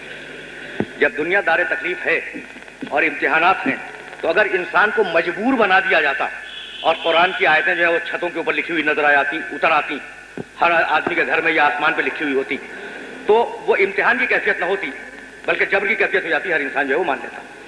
इसीलिए परवरदिगार ने बड़ी न्यूट्रल और बड़ी बराबर की सलाहियतें इंसान में रखी। फ़अल्हमहा फ़ुजूरहा व तक़वाहा, फुजूर और तकवा दोनों बराबर के साथ रख दिए गए इंसान के अंदर। अच्छा, जब फुजूर और तकवा दोनों बराबर से इंसान के अंदर रख दिए गए और इंसान को आजाद छोड़ दिया गया कि इम्मा शाकिरम व इम्मा कफूरा, तो अब परवरदिगार इस दुनिया में मजबूर करके किसी को न हिदायत पिलाएगा और न किसी को मजबूर करके ये कहेगा कि भाई नमाज पढ़ो और रोजा रखो वगैरह वगैरह। तुम आजाद हो, जो ये चाहे करो, तुम मुख्तार हो। अब अगर किसी जात ने नमाजें पढ़ी, रोजे रखे और फिर बाद में वो गुमराह हो गया, वो जात गुमराह हो गई, तो अब अदल इलाही ये है कि जितने दिनों उसने नमाजें पढ़ी और जितने दिनों रोजे रखे उनकी उसको जजा मिले। अब वो इब्लीस जो तस्बीह और तहलील कर रहा था, जो घुटने टेके हुआ था इबादत के लिए, तो अब या तो वहां अजाब में तखफीफ हो जाए, नऊज़ुबिल्लाह नऊज़ुबिल्लाह, या जन्नत का कोई वो छोटा मोटा दर्जा दे दिया जाए। ये मुमकिन नहीं है इब्लीस के लिए। तो इब्लीस को उसके सजदों का कंपनसेशन मिले तो क्या मिले, अगर न मिले तो अदल के खिलाफ है। तो उसके सजदों का कंपनसेशन ये दिया गया कि तूने मांगी थी क़यामत तक की मोहलत, हमने तुझे वक्त मालूम तक की मोहलत दे दी, तो ये जो मोहलत दी गई है वो ऐन अदल के मुताबिक है। और चूंकि वो मजबूर नहीं है, मुख्तार है, तो वो गुमराह करेगा, ये कह चुका है। तो जवाब एक ये सवाल है, मौजू से थोड़ा हटके भी कह लीजिए और मौजू से मुताबिक भी है। अल्लाह उसका नाम है और बाकी 99 सिफत है अल्लाह की, रहीम, करीम, जब्बार, गफूर। लेकिन कुरान मजीद में कहीं भी खुदा का लफ्ज ही नहीं इस्तेमाल हुआ, खुदा का कहीं लफ्ज इस्तेमाल नहीं हुआ, न कहीं सिफत में इस्तेमाल हुआ। तो ये खुदा किसकी इजाजत है? ये खुदा कहाँ से आ गया है? ये लफ्ज क्या अल्लाह का नाम है? ये बिल्कुल बड़ा अजीब व गरीब सवाल आपने कर लिया। अच्छा, जो अगर माहिर लिसानियात हैं, यानी जबानों के जो माहिर होते हैं, वो अगर होते तो यकीनन इसका जवाब आपको बड़ा तशफ़ी बख्श दे देते। लेकिन अब आपने फरमाया तो मैं दो चार जुमले तो बहरहाल कहूँ। ये लफ्ज़ खुदा पे बहस है, तो खुदा का लफ्ज़ फारसी है, अरबी नहीं है। अरबी लफ्ज़ है अल्लाह, हम अल्लाह का तर्जुमा कर लेते हैं खुदा। ये जो खुदा है ये इस वक्त है फारसी में। इससे पहले जो जबान थी, हखामुनशी एक कबीला गुजरा है, एक बहुत बड़ा कबीला बादशाहों का, उनके ज़माने में जो फारसी में ज़बान चला करती थी, तो वो पहलवी से भी पहले की ज़बान है। उसमें लफ्ज़ था खतू, खे ते वाव। खतू के मानी है खुद बखुद। अच्छा, वो बिगड़ते बिगड़ते लफ्ज़ खुदा बना है। और मजे की बात यह है कि एक बहुत बड़ा मुहक्किक गुजरा है फारसी ज़बान का, अल्लामा दे खुदा। उसने एक लुग़तनामा लिखा, लुग़तनामे दे खुदा 60-70 जिल्दों का है। उसने इस पर बहस की है। तो खतू से बना है खुदा اور خدا کے معنی ہے خود بخود، تو مطلب یہ کہ اسے کسی نے خلق نہیں کیا بلکہ یہ خود بخود موجود ہے. تو گویا یہ اللہ کا لفظی ترجمہ ہے جو فارسی زبان میں کیا گیا. اچھا جناب، اب یہ کاغذات تو بہت جمع ہو گئے. تو پہلا جو ہے وہ جناب یہ ہے کہ جیسا کہ آپ نے تقریر میں فرمایا کہ خدا کا سزا دینا بھی رحمانیت، تو پھر قہاریت کیا ہے اس کے بارے میں ارشاد فرمائیں. بھائی پہلی بات تو یہ ذہن میں رہے میرے محترم سننے والے کہ میں نے یہ عرض کیا تھا کہ اس کی رحمانیت کا ایک جز ہے، پوری رحمانیت نہیں کہا. خدا کا سزا دینا اس کی رحمانیت کا ایک جز ہے. اچھا، اس کی رحمانیت کا جز کیسے ہے؟ وہ بہت آسان لفظوں میں کہا جا سکتا ہے. وہ یوں ہے کہ اگر کسی کا حق کسی دوسرے کی وجہ سے ضائع ہو رہا ہے تو اس حق کو محفوظ کرنا اور اسے سزا دے دینا یہ خود مقام عدل ہے. ذرا سی اس کی بھی تشریح کر دوں کہ میں نے کہا کیا. جناب، رحمانیت کے معنی ایک ذہن میں آپ کے رہیں کہ اب یہ سبھی دے دیں بھائی. ہاں؟ یہ اتنے صبح تک کے لیے کافی نہیں چلتا. ابھی دیکھتے ہیں. مثلا میں اس کی ایک مثال بہت آسان دے دوں، یہ جواب جو ہے بالکل ہی آسان ہو جائے. کہاں الجھاؤں میں مسائل میں. جناب، خدا نہ خواستہ کسی شخص کو کوئی ایسا مرض ہو جائے کہ آپریشن کے بغیر چارہ نہ ہو، تو وہ جو آپریشن ہے بظاہر وہ عمل قہاریت کا عمل ہے، لیکن بباطن چونکہ اس کو دوسرے مصائب سے نجات دے رہا ہے وہ رحمانیت کا عمل ہے. تو ہر عمل میں اس کے قہاریت بھی ہوتی ہے اور رحمانیت بھی ہوتی ہے. یہ ہے اس کا جواب. ورنہ اگر میں حسن قوے میں چلا گیا تو بہت لمبا مسئلہ ہو جائے گا. اچھا جناب، یہ دوسرا مسئلہ، کیا ہم کسی ظالم حکومت کے سربراہ کے مرنے پر اس کی مغفرت یا فاتحہ پڑھا سکتے ہیں؟ نہیں پڑھا سکتے اگر تقیہ نہیں ہے تو. اور ایسا پڑھانے والا ملعون ہے اور پڑھنے والا بھی ملعون ہے.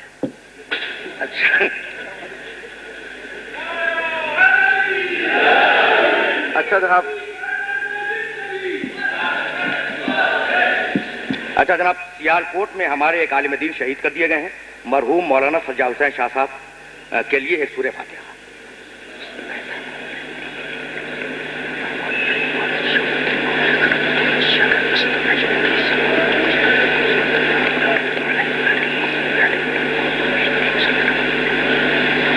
اور یہ بھی اس کے ساتھ دعا فرمائے کہ جو علماء حق ہیں پروردگار عالم انہیں اپنے حفظ و امان میں رکھے برکت محمد والے.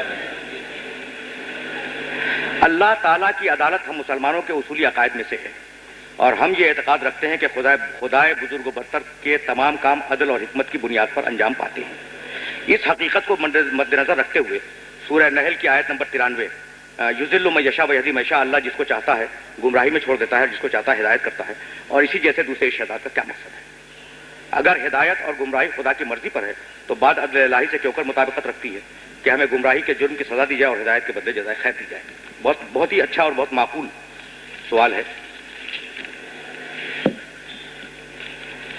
دیکھیں جناب، اب یہ جو مسائل ہیں نا تو بڑی پرابلم یہ ہو جاتی ہے کہ میں یذل من یشاء، اب میں اذلال کے سارے معانی آپ کی خدمت میں عرض کروں اور پھر اس کی توجیہ کروں.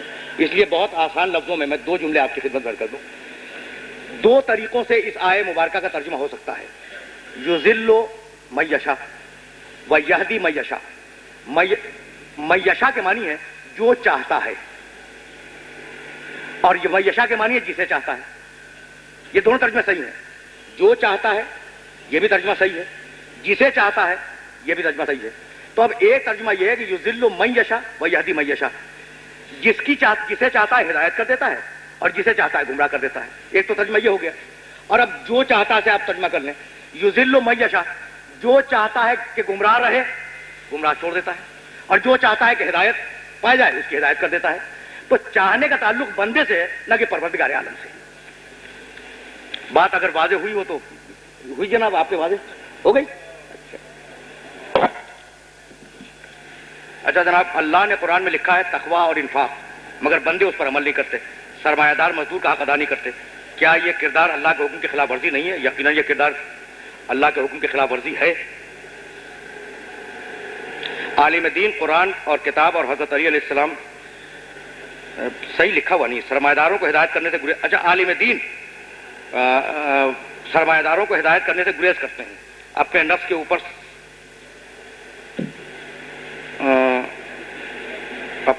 اوپر سب اللہ اور اس کے رسول اور ائمہ طاہرین علیہ السلام کے فرمان جو علم دنیا پھیلانے سے گریز کرتے ہیں، یہ کون سا عدل ہے؟ واضح نہیں ہے، لیکن شاید اس کا مفہوم یہ ہے کہ عالم دین اپنے فریضے سے غافل ہے، تو واقعہ یہ ہے کہ اگر عالم دین اپنے فریضے سے غافل ہے تو اسے اپنا فریضہ ادا کرنا چاہیے اور اپنے اللہ کی بارگاہ میں توبہ کرنی چاہیے۔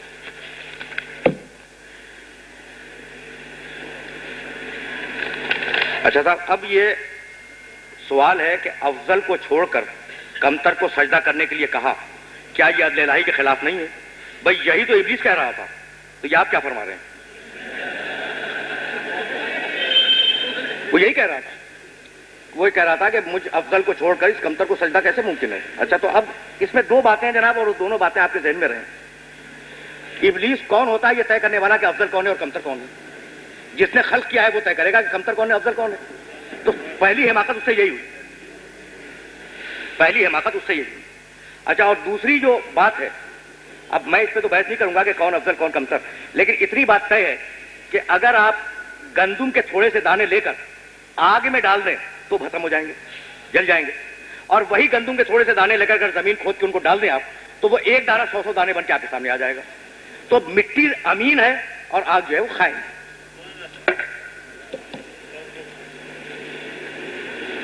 سوائے عبادت کے مقام کے علاوہ تمام مقامات پر ہم کا استعمال کیا توحید میں شائبہ پیدا کرتا ہے، ظاہر پیدا کرتا ہے؟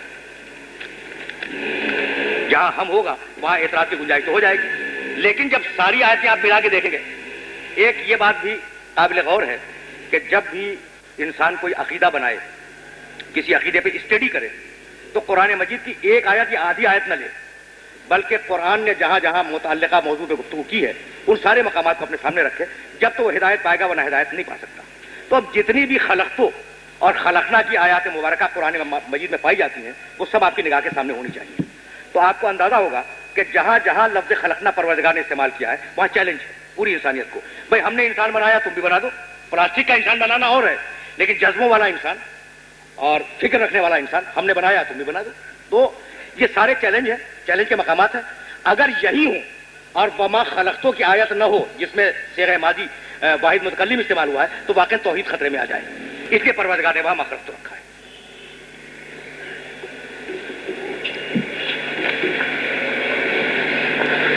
داڑھی کی، یہ سوال موضوع سے ہٹ کرے انہوں نے لکھا ہے، داڑھی کی شرعی حد اور بال کی کتنی مقدار چھوڑنی چاہیے؟ داڑھی کی شرعی حد یہ ہے کہ لوگ کہیں کہ داڑھی ہے، یہ عرف کے اوپر ہے، اور بال کی مقدار جتنے اس کے بال ہیں اتنے رہیں گے، نیچے سے شیو کر سکتا ہے، اوپر سے کر سکتا ہے۔ آغا حکیم مرحوم کے فتوے کے مطابق وہ جو اتنی داڑھی ہوتی ہے وہ بھی جائز ہے۔ اب آج کے مجتہدین نے اس کے خلاف کچھ نہیں لکھا، لیکن یہ کہ اس کے فیور میں بھی کوئی فتویٰ نہیں دیا ہے۔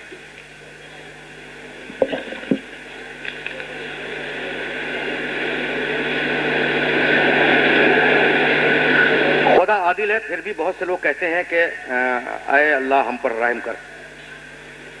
اچھا صاحب، خدا عادل ہے، واقعہ یہ ہے کہ اچھا ایک سوال تو یہ ہے، اور دوسرا سوال یہ ہے کہ ہم نے جنوں اور انسانوں کو اپنی عبادت کے لیے پیدا کیا، عبادت کی تشریح کیجیے۔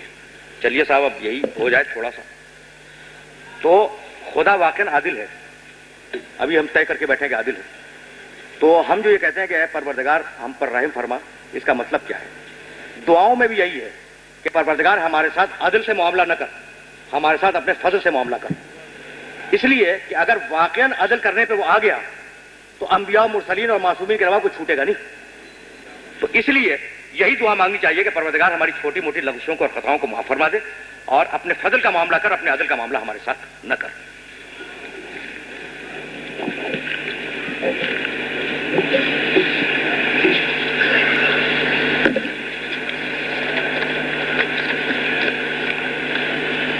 اگر ایک بچہ ایک اسلامی، اچھا وہ دوسرا سوال رہ گیا صاحب، عبادت والا مسئلہ۔ جناب روزے میں نہیں معلوم آپ لوگوں کا حل کیا ہوتا ہے، اپنا حل تو یہی ہوتا ہے کہ آدمی بھول بھال جاتا ہے۔ تو اب عبادت کے سلسلے میں آپ کی خدمت میں ایک جملہ عرض کر دوں کہ وما خلقت الجن والانس الا لیعبدون۔ بھائی دیکھیے، عبادت کے معنی ہے ورشپ، پوجا۔ اب پوجا کے معنی کیا ہے؟ کچھ دیر کے لیے اپنے 24 گھنٹے میں سے یا ہفتے میں سے کچھ تھوڑا سا ٹائم نکال کر اپنے معبود یا اپنے بت کے سامنے کچھ مراسم کا بجا لانا، یہی عبادت۔ اچھا، اب آپ دیکھتے ہیں کہ بت پرست جو ہے وہ بت کے سامنے جاتا ہے، اہل کتاب میں سے عیسائی جو ہے حضرت عیسیٰ اور حضرت مریم کے مجسموں کے سامنے جھکتے ہیں وغیرہ وغیرہ وغیرہ، یہ عبادت ہے۔ مسلمان جو خدا کے سامنے جھک جاتے ہیں۔ تو سارے ادیان میں، دنیا میں جتنے بھی دین ہیں اسلام چھوڑ کر، ان سارے ادیان میں تھوڑی دیر کے لیے اپنے ضروریات زندگی سے فارغ ہو کر اپنے معبود یا اپنے بت کے سامنے کچھ مراسم کا بجا لانا، یہ ہے عبادت، جبکہ اسلام میں یہ عبادت نہیں، صرف یہ چیز عبادت نہیں۔ اچھا، تو اسلام میں عبادت کیا ہے؟ اسلام میں عبادت ہے اوامر و نواہی کی اطاعت کرنا۔ احکام 5 ہیں اور چھٹا کوئی طریقہ ہی نہیں ہے حکم کا۔ اس کو کرو، نہیں کیا تو مار پڑے گی، یہ ہے واجب۔ اس کو کرو تو اچھا ہے، نہیں کرو گے تو ہم کچھ نہیں کہیں گے، مستحب۔ اس کو مت کرو، اگر کیا تو مار پڑے گی، حرام۔ اس کو نہ کرو تو اچھا ہے، اور اگر کر لیا تو ہم ماریں گے نہیں، مکروہ۔ 4 قسم ہو گئی، واجب، مستحب، حرام، مکروہ۔ اور اب کرو یا نہ کرو تمہاری مرضی، مباح۔ اچھا، دنیا کا کوئی عمل انسان کا ان 5 احکامات سے باہر نہیں ہے، یا واجب ہوگا، یا مستحب ہوگا، یا حرام ہوگا، یا مکروہ ہوگا، یا مباح ہوگا۔ اچھا، اب میں، عجیب و غریب بات ہے اور یہ سننے والی ہے، ایک شخص آیا امام جعفر صادق علیہ السلام کی خدمت میں،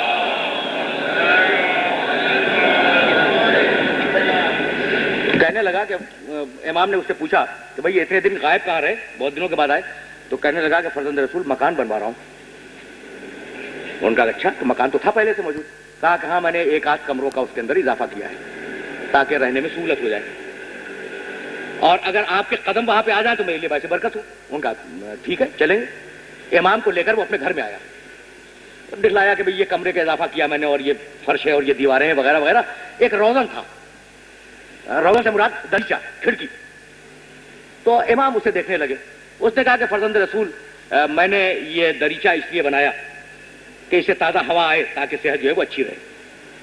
تو آپ نے عجیب و غریب جملہ کہا، اور خدا کی قسم واقعاً اس قابل ہے کہ ذہن کے اندر محفوظ رکھا جائے۔ فرمانے کہ اگر تو نے اس دریچے کو اس نیت سے بنایا ہوتا کہ جب صبح ہو تو ذرا سی روشنی آ جائے اور میں اٹھ کے اپنے اللہ کی بارگاہ میں عبادت کر لوں اور نماز پڑھ لوں، تو یہ دریچہ بنوانا تیرا جو ہے وہ عبادت ہو جاتا۔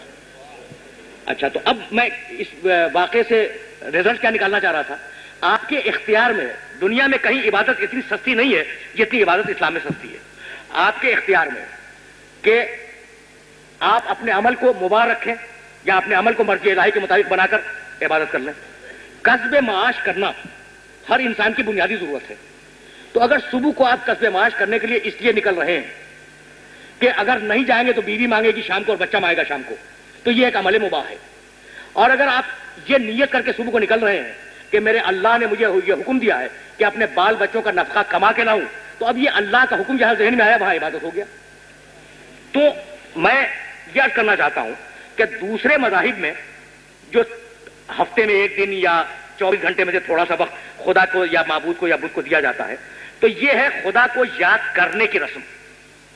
یعنی دوسرے مذہبوں میں اللہ کو یاد کیا جاتا ہے، اور میں یقین کے ساتھ کہتا ہوں آپ سے کہ اسلام میں اللہ کو یاد نہیں کیا جاتا، اسلام میں اللہ کو یاد رکھا جاتا ہے۔ یاد وہ کرتا ہے جو پہلے بھول گیا ہو، اور یاد رکھنا مسلسل ایک عمل ہے۔ تو اپنے ہر عمل میں اگر پروردگار عالم کی مرضی کو آپ سامنے رکھیں گے تو آپ گویا عبادت کر رہے ہیں۔ یہ ہے مفہوم عبادت۔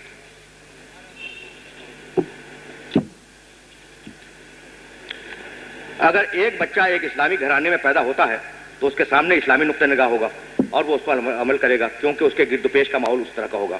اور اگر ایک بچہ ہندو مذہب میں پیدا ہوا تو اس کا ماحول اس طرح کا ہوگا، تو کیا اس کے ساتھ عدل ہوگا؟ اچھا جناب، اصل میں مسئلہ یہ ہے کہ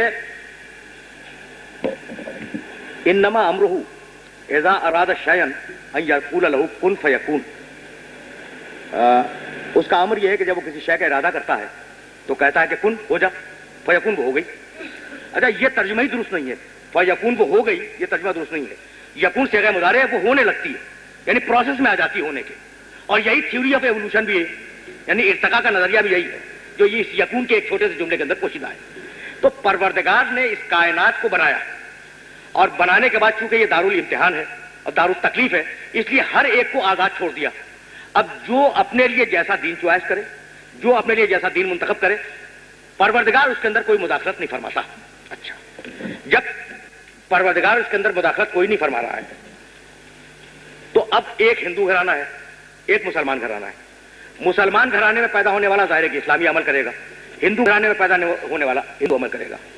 مسئلہ سارا یہ ہے کہ وہ جو 24 گھنٹے اپنے قصبے معاش میں لگا ہوا ہے اور 24 گھنٹے دنیا داری کے اندر لگا ہوا ہے، کیا اس ہندو نے یا اس غیر مسلم نے 5 گھنٹے 4 گھنٹے 2 گھنٹے سنسیئرلی 24 گھنٹے میں سے نکالے اپنے اللہ کو ریسرچ کرنے کے لیے اور صحیح دین معلوم کرنے کے لیے؟ تو دنیا کا کوئی ایسا معقول آدمی آپ کو نہیں ملے گا جو یہ کہہ سکے کہ جناب ہم نے بڑا اچھا وقت دیا دین کو سمجھنے کے لیے اور دین پھر بھی سمجھ میں نہیں آیا. تو پروردگار نے دنیا کو پیدا کیا یقین، اور وہ ہونے لگی، اور ہر انسان اس معاشرے میں آزاد پیدا ہوا. کوئی ہندو بنا، کوئی یہودی بنا، کوئی عیسائی بنا، کوئی مسلمان بنا. اچھا اب مسلمانوں پہ ہم الگ بحث کریں گے، یہ ہندو عیسائی وغیرہ وغیرہ جو دوسرے مذہبوں میں گئے ان پہ ہم پہلے بحث کر لیں. یہ جو ہندو عیسائی اور یہودی وغیرہ بنتے رہے تو یہ اپنے معاشرے کے پریشر کے تحت بنے. اب ان کا فریضہ شرعی یہ ہے کہ وہ اپنے وقت کے کچھ حصے کو صحیح دین کی تحقیق پر لگائیں اور صحیح دین کی تحقیق کریں. تو مجھے یقین کامل ہے کہ اگر سنجیدگی کے ساتھ اور غیر جانبداری کے ساتھ ریسرچ کی جائے، دین کو سمجھنے کی کوشش کی جائے، تو انسان وہی پہنچے گا جہاں اسلام پہنچانا چاہتا ہے.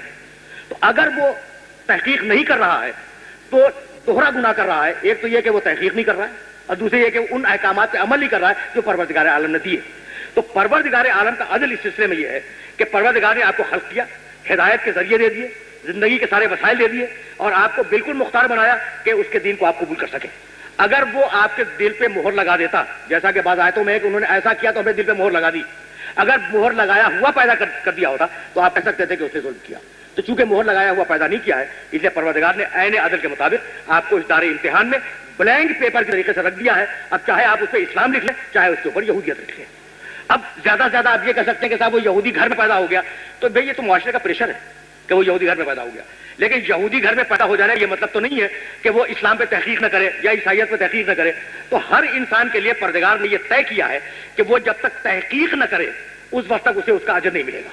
اب یہ تو خوش قسمتی ہے آپ کی کہ آپ مسلمان گھرانے میں پیدا ہو گئے، لیکن آپ بھی امتحان کے بچے نہیں. دیکھیے اب اس کی بھی ایک مثال سنتے جائیں. ہر سوال ایک پوری تفصیل چاہتا ہے اور ظاہر پوری تفصیل کا وقت نہیں ہے، تو 2 جملوں میں سنتے جائیں. وہ یہ ہے کہ اگر آپ کو یاد ہو تو پیغمبر اکرم صلی اللہ علیہ وآلہ وسلم نے جب نبوت کا پہلا اناؤنسمنٹ کیا، پہلا اعلان، تو اس نے فرمایا قولوا لا الہ الا اللہ تفلحوا. بھائی لا الہ الا اللہ کہہ دو، جنت کی ضمانت میں دیتا ہوں، نجات مل جائے گی. کبھی آپ نے غور کیا کہ کتنی سستی تھی جنت، کہ صرف زبان سے کہہ دو لا الہ الا اللہ اور جنت مل گئی. اور آج کتنی مہنگی ہے جنت، زندگی بھر ہمارو نماز پڑھتے رہو، روزے رکھتے رہو، متقی ہو جا کے حج کرو، یعنی کتنے احکامات ہیں. تو پھنس گئے نا. اور اس وقت کتنی سستی تھی کہ صرف زبان سے کہو لا الہ الا اللہ، جنت کی ضمانت ہو گئی. تو آپ یقین کیجئے گا کہ وہ بھی سستی نہیں تھی. وہ بتوں کا معاشرہ، بت پرستوں کا معاشرہ. اس معاشرے میں لا الہ الا اللہ کہہ دینے کا مطلب کیا تھا؟ شوہر بیوی سے الگ ہو جائے، بیوی شوہر سے الگ ہو جائے، خاندان سے کٹ گئے، معاشرے سے کٹ گئے، حقہ پانی بند ہو گیا، سوشل بائیکاٹ ہو گیا. تو پروردگار نے اس کا امتحان لیا معاشرے سے الگ ہونے پر. اور ہم پیدا ہوئے مسلمان گھرانے میں، تو اب ہمارا امتحان کیا لا الہ الا اللہ کہنے سے ہوگا؟ نہیں. اب ہمارے امتحان کے لیے نماز آیا، ہمارے امتحان کے لیے روزہ آیا، ہمارے امتحان کے لیے حج آیا اور سارے احکامات آئے کہ تم ان امتحانات سے کامیاب ہو تو جنت ملے گی، ورنہ جنت نہیں ملے گی. تو میں کہنا کیا چاہ رہا تھا کہ آپ اگر یہ سمجھ رہے ہیں کہ مسلمان گھرانے میں پیدا ہو گئے ہیں تو جنت کے ٹھیکیدار ہیں اور جنت تو ہمارے باپ کی جاگیر ہے، تو اس خوش فہمی میں نہ رہیے گا جب تک آپ کے پاس ایمان اور عمل صالح دونوں ساتھ میں نہ ہو. اور یہ ہے اللہ کا عدل.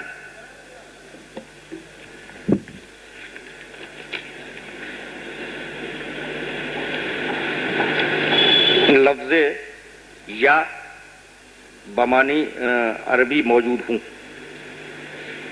صاحب، یہ میری سمجھ میں نہیں آیا، اس لیے اس کے متعلق میں کچھ عرض نہیں کر سکتا ہوں. اللہ کے علاوہ کسی اور کو سجدہ کرنا شرک میں شمار ہوتا ہے، جبکہ اللہ نے خود فرشتوں کو حکم دیا کہ وہ حضرت آدم کو سجدہ کریں. کیا یہ شرک نہیں ہے؟ وضاحت کریں. بات بہت معقول ہے، یعنی واقعی معقول سی بات ہے. اچھا بھائی، تو یہ شرک کیا ہے؟ شرک کی بھی بڑی قسمیں، شرک فی الالوہیت اور شرک فی العبادت اور شرک فی الطاعت وغیرہ وغیرہ وغیرہ. اچھا، تو اب وہ ساری قسمیں لے کے اگر بیٹھ جاؤں تو پھر وہ ایک سوال میں پورا وقت نکل جائے. تو جناب شرک کسے کہتے ہیں؟ شرک کہتے ہیں خدا کی کسی ذات میں یا خدا کی کسی صفت میں کسی غیر خدا کو ماں سے اللہ کو شریک کر دینا. मुस्तकिल बिज़ात। अच्छा, अब यहां पे आप रुकें ताकि ये बात जो है समझ में आ जाए। एक दहरिया है जो खुदा को नहीं मानता, उस दहरिया ने कहा कि यहाँ बारिश हुई और ये फल फूल उग के आ गए। अच्छा, बात तो माकूल है ना, बारिश हुई और ये पौधा उगाया, सब्जा उग गया और फल निकल आए, फूल निकल आए। एक मुसलमान ने कहा कि बारिश हुई और बारिश ने सब्जा उगा दिया। इन दोनों जुमलों में फर्क क्या है? दहरिया कहता है कि बारिश से सब्जा उगा, मुसलमान कहता है कि बारिश से सब्जा उगा। जो जुमला दहरिये ने कहा है वो ऐन शिर्क है, अब ऐन कुफ्र है, इसलिए कि वो खुदा को तो मानता नहीं ना, बारिश को वाकई हकीकी सबक समझता है सब्जे का, इसलिए ये जुमला ऐन कुफ्र है। और जब मुसलमान ने कहा कि बारिश हुई सब्जा उगा, तो चूंकि मुसलमान खुदा को मान रहा है तो पहले से यह तय है कि इस बारिश को खुदा ने बरसाया है, तो यही जुमला ऐन ईमान हो गया। तो जो जुमला दहरिये की जबान से ऐन कुफ्र था, वही मुसलमान की जबान से ऐन ईमान हो गया। अगर ये बात वाज़ेह हो गई हो तो फकत एक जुमले में आप इस सवाल का जवाब सुन जाएं कि भाई अगर खुदा से हटकर मुस्तकिल बिज़ात किसी ख्वाहिश पर आप अमल कर रहे हैं और किसी हुक्म की इताअत कर रहे हैं तो यह शिर्क भी है और कुफ्र भी है। लेकिन वही खुदा जो कहता है कि किसी और को सजदा न करो, अगर वो किसी और के सामने झुकवा दे तो यही ऐन ईमान है और ऐन इताअत है और ऐन तौहीद है कि आपने खुदा के हुक्म को माना। बल्कि मैं उलट के बात कह दूं, भाई इब्लीस ने कहा कि मैं सजदा नहीं करूंगा, बहुत दकीक मंजिल है। इब्लीस ने कहा सजदा नहीं करूंगा, गैरुल्लाह है ना, आदम अलैहिस्सलाम तो गैरुल्लाह है, उनको सजदा करवाया जा रहा है। तो इब्लीस का सजदा न करना शिर्क है, सजदा करना ऐन ईमान था। इसलिए कि फकत जात को मान लेना काफी नहीं है जब तक उसकी बात को भी ना मानो, यानी खुदा के जात को तस्लीम कर लेना काफी नहीं है जब तक उसके कौल को भी तस्लीम न करो, उसके हुक्म को भी तस्लीम न करो। तो ऐन तौहीद है खुदा को एक मानना और खुदा के हर हुक्म पे अमल करना। तो अगर उस सजदे आदम से कोई इनकार करता तो वो मुशरिक बन जाता, अपने ख्वाहिश नफ्स को शरीक करता, न ये कि इकरार करने वाला और इताअत करने वाला।